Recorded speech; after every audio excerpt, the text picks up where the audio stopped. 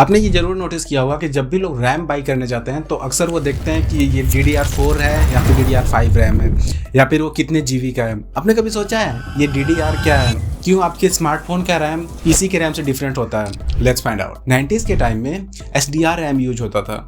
Single data rate, ये corporate employ की तरह था। लाइट होती तो काम करता, लाइट नहीं होती तो नहीं काम करता। मतलब कि जब वेव ऊपर आते तो डाटा ट्रांसफर होता था, जब वेव नीचे आते तो कोई डाटा ट्रांसफर नहीं होता था। जब DDR आया तो इसने पूरे गेम को ही बदल दिया।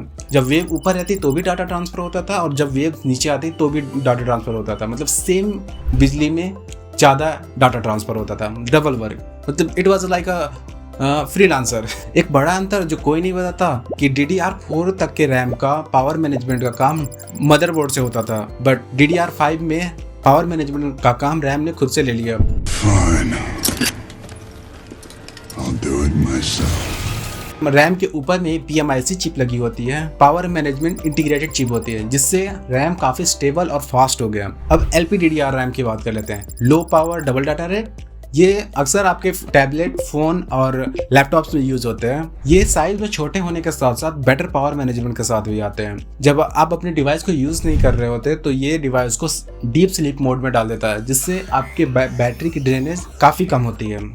विदाउट इट आपकी डिवाइस आधा दिन भी नहीं चलेगा। लेकिन ये तो स्टार्टिंग है, फ्यूचर क्या है?